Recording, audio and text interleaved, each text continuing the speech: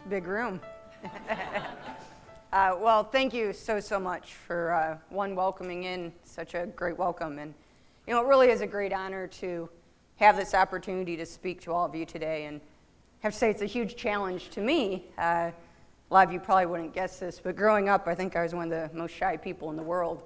And I've made a lot of work to get past that, but I never would have thought I'd be speaking to a group this large. They had me come in earlier today to get my microphone. I kind of freaked out when I got on stage. And at that point, the chairs were empty, so imagine how I feel now.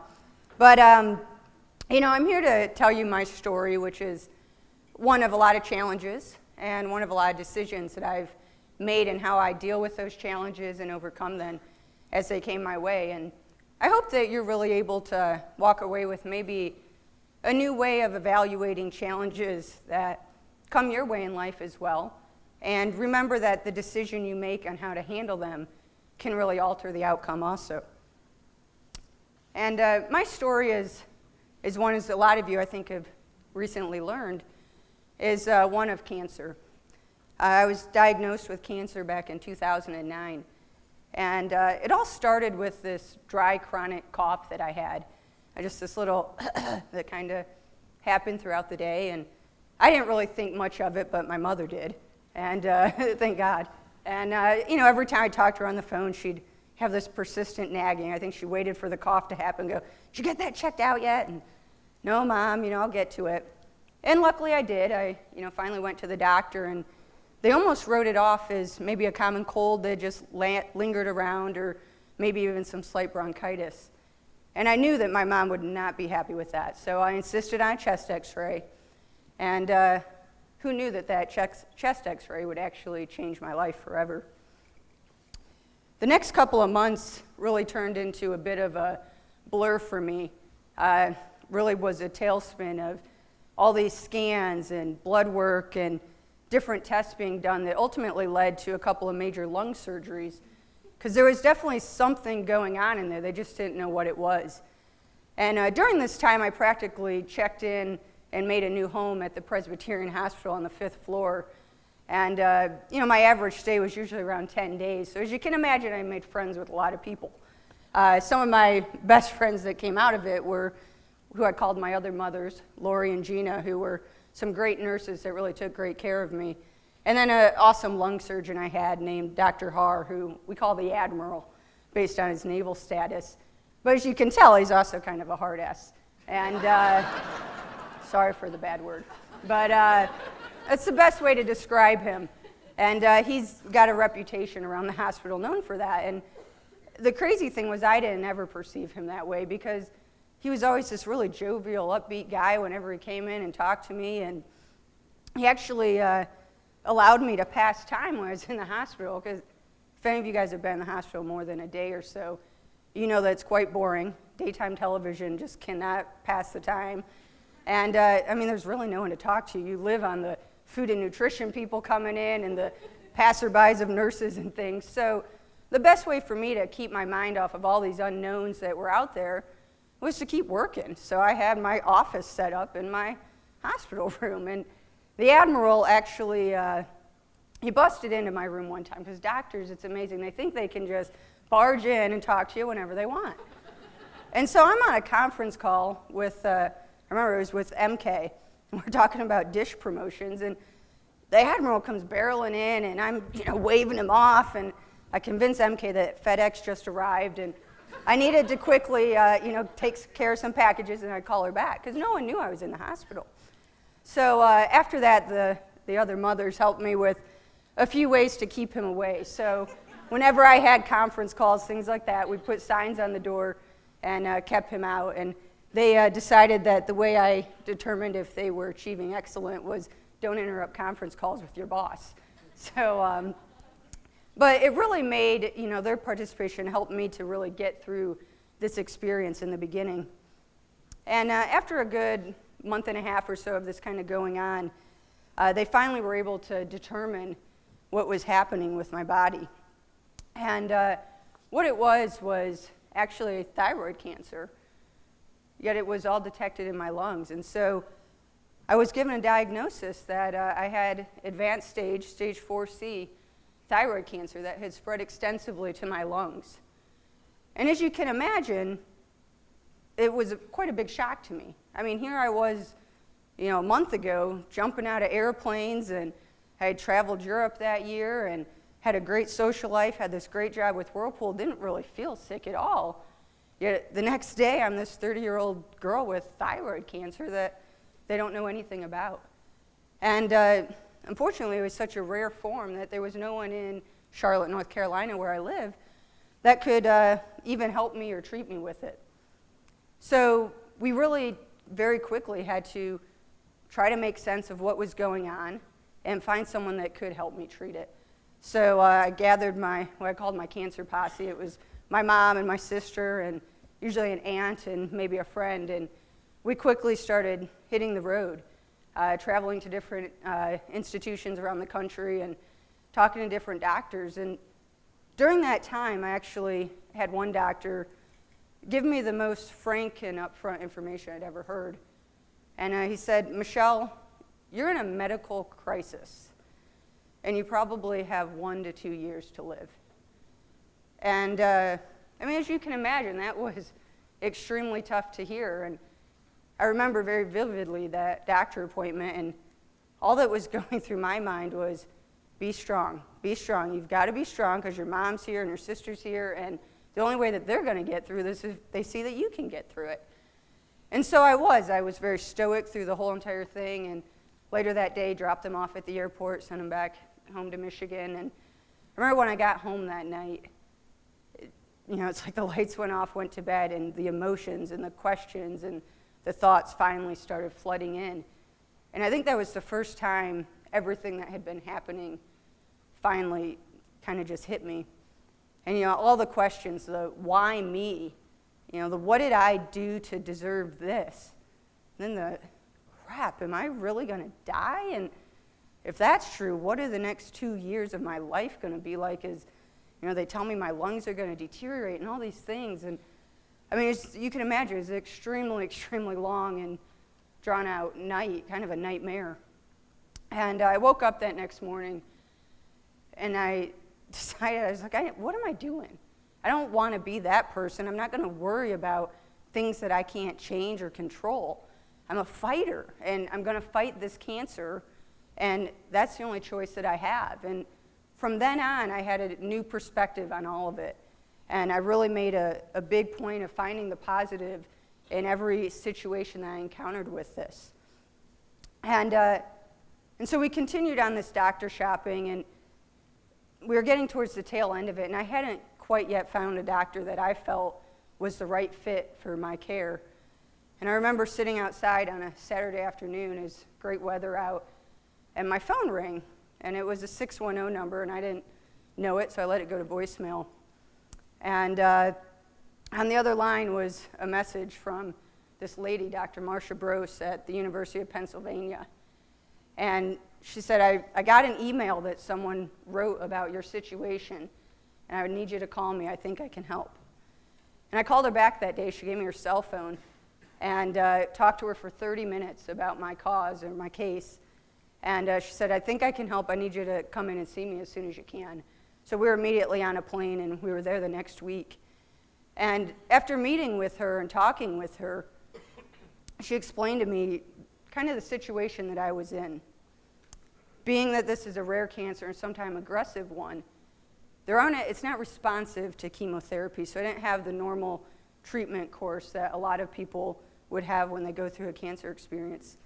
And the only options available were very few and select clinical trial oral forms of chemotherapy. And so she said to me, Michelle, our plan, is going to be to watch and wait. We're going to watch and wait and see what happens and wait till this progresses. And my first reaction was, this lady is absolutely nuts. She's off her rocker. Like, what the heck are you talking about? I've got this crazy stuff going on. I want to get rid of it. But as we started talking through it more, she explained that, these clinical trial drugs aren't a joke. There's definitely side effects that come with them. They're going to diminish your quality of life. They're going to change your quality of life. And right now you have a pretty darn good one. And I think she didn't say it to me, but what she also meant is, we don't know how long that's going to last, so go out and enjoy it. So as she started explaining some of that to me, I bought on and bought into her plan. And it was great. I mean, I went home and kind of decided, all right, we're going to keep moving on, living life. Now, I did decide I need to make some major changes.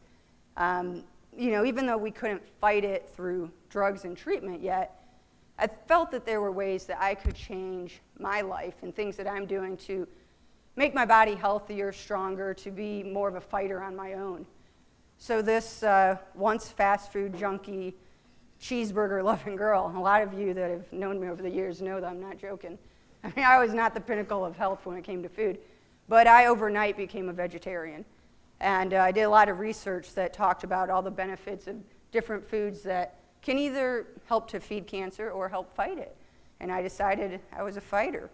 So I barely even ate vegetables in the past. So I'm now a vegetarian. I have been for 2.5 years, and very happy, and I do feel a lot better since I've done it. But that was a really tough thing for me to do. I also started doing other things. I was doing crazy juice drinks. I know my coworkers that worked in the office with me used to, wonder what in the heck was in these mason jars that I bring in of this green concoction. But I was doing these different juices and started practicing yoga and a lot of different things to just help get my body in a good way to fight it. And that went on for a good year or so. And I mean, I think my friends kind of forgot I even had cancer. I think there were times I forgot I had cancer because it really wasn't a big focus of my life at that point. And then one day, I remember I was driving home from Raleigh, North Carolina, and my phone rang. It was in December of 2010, and it was Dr. Brose, and I thought, this is really odd. I mean, she and I have this great texting relationship, but she doesn't call me very often. She actually had to increase her text plan about 1.5 years ago because her bills were getting a little too big. But I thought this is probably not a good thing. So I, hesitantly answered the phone, and sure enough, she let me know that they had done some reviews of my scans, and they found that there was some slight progression starting to happen. And she thought it was time that I start a clinical trial. And that was really tough to hear. I remember I had to pull off the side of the road because reality sunk in again. I mean, I'd been going on for that year. It seemed like every 3 months I went to see her, and things are good, and you just get in that momentum, and all of a sudden I was snapped back to reality of, you are a cancer patient. This is what's happening. And, kind of got through that quickly and said, all right, this is the plan. And we had decided that in January, so that, a couple weeks later, I'd travel out to Philly again and get on the bandwagon and start this trial. But typical fashion of how my life seems to go, there was one more curveball that had to be thrown my way before that could start. And I'd been feeling a little under the weather at that time and had a little bit of labored breathing, so I thought I better give the Admiral a call and just make sure that nothing's going on in there. And sure enough, I had been walking around for 1.5 weeks with a totally collapsed lung and just didn't know it.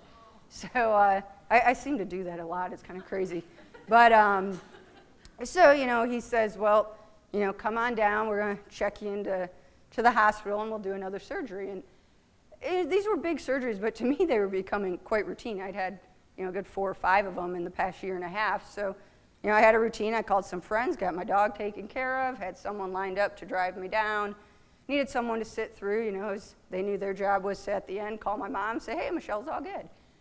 So everything was good to go, and crazily enough, though, this surgery turned out to be anything but routine. I knew something was wrong when I woke up after it, and I wasn't in the recovery room. I was in some kind of critical care unit, and I was on a ventilator. And all I could hear, it was a little foggy still, and I just see these nurses kind of surrounding my area, and they're all talking, and I hear things like, lost 7 liters of blood, double blood transfusion, severed superior vena cava. And I didn't know exactly what they're talking about, and then I hear family on the way. I thought, holy, what? And so finally, after a few days of kind of getting all the story pieced together, there was just a major complication that arose. And my superior vena cava, which is the main artery that controls all the blood flow from your heart to your upper extremities, had been severed.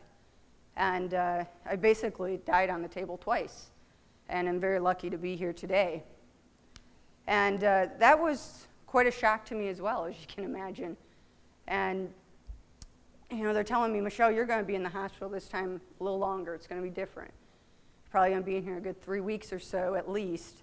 And you're going to need someone staying with you for another, 8 weeks or so at home, just helping you get back going. And, 8 weeks of having my family, I love my family, but, that, I was like, you were absolutely out of your mind. So, to everyone's amazement, I was out of that hospital in 10 days, and I was back up and running, not literally, but I was up and running again in, a good 2 weeks or so. And I walked away from that experience, though, with kind of two things. One is this nice 18-inch incision that the Admiral left me to remember him by, but the other was a realization that I don't know what it is, but I think I'm here for some reason. And I figured at some point it would dawn on me. And so I kind of continued on, and a couple weeks later, after I had healed a bit more, it was time to start that trial. I couldn't forget about the whole point of this was I had cancer. I needed to start that trial. And so got on the medicine, and that was a pretty tough time. I remember the morning that I had to start taking it. And like I said, these are oral, so you just take 2 pills in the morning, 2 pills at night. Seems pretty easy.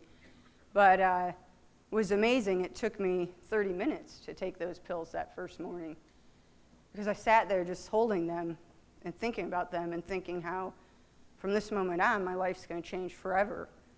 I don't know how exactly, but I know that there's going to be this laundry list of side effects that go with this medicine. And they can't tell you what you're going to get or what you're not going to get or how bad they're going to be. I just knew that they were going to happen. Like I said, it took me a little while to get up the nerve to take those pills, and then all of a sudden I snapped out of it. I said, Michelle, what the heck are you doing? Take them, we got to move on. And, down the hatch they went and on to the next story of my life. And, the side effects, they've definitely come and gone, and more have come and gone and come. And, it's something that I'm going to have to deal with, I think, forever with these different side effects that come with it. But every time I'd ever even think about feeling a little bit bad about myself or what I was going through, I started to think, it could be a heck of a lot worse than what you're dealing with. There are many other people that have it way worse off than I do. And I looked at it as a way of my body really fighting off this cancer. And it was, fighting it and hopefully killing it, and kind of things that were happening were it ridding it from my body. And when I looked at it that way, it made it not so bad. And it's been 14 months now that I've been on this treatment. I'm very, very happy to say that it is working. We've seen a 25% reduction in some of my tumors, and the rest have remained stable, which is the best news that you can hope for because there's nothing to get rid of it. But I know that my fight is nowhere near over, because the fact of the matter is this is a really smart cancer, and so it's going to build up a resistance to this medicine. And it's really what I'm relying on is Dr. Brose and the handful of other doctors out there to continue this work that they're doing to develop new drugs and new treatment and ultimately find a cure. But I also know that they've got a pretty tough road ahead of them, because thyroid cancer isn't one that you hear about all that often. It's not something that gains a lot of funding from big pharmaceutical companies because they don't find the return on the investment, unfortunately. And so I walked away from one of my appointments with Dr. Brose, and I said, oh, well, dang it, I can send an email to friends and family at least and try to raise a little money. So I told her I was going to do that, and she thought it was great. And I was on that plane on the way home, and I was like, go big or go home, Michelle. It's like, if you're going to do this, you're going to do it right. So instead, I decided I'd start a nonprofit foundation. And formed in August of last year, the React Thyroid Foundation. I didn't know anything about starting a nonprofit. I bought a lot of books and did a lot of reading and had a lot of great support from different people. And we've been off to a great start. And it's been an amazing, amazing chapter in my life, as it has brought a whole new sense of purpose and joy.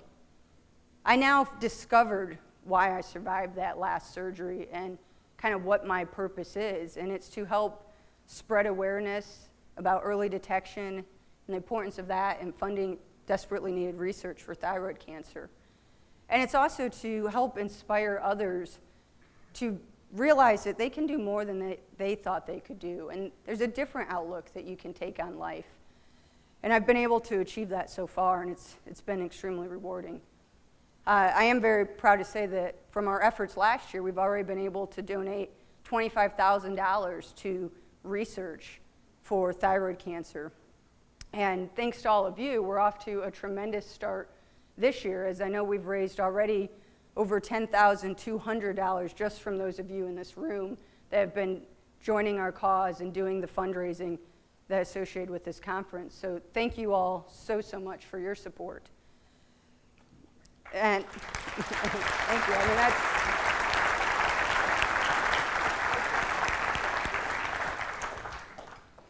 and so what I really hope from this time up here is, I know that you can't all directly relate with my situation and my story, but I do know that every single one of us will have different challenges that come our way throughout life. And I just hope that you maybe have a new perspective on how you might deal with challenges and how you can change your outlook. And the way you look at them, and if you take it from a positive perspective, can definitely change the outcome. And the last thing I want to just end on is a quote that I recently saw out on Facebook, of all places, but it really hit home to me. And it said, "You never know how strong you are until being strong is the only choice you have." Thank you.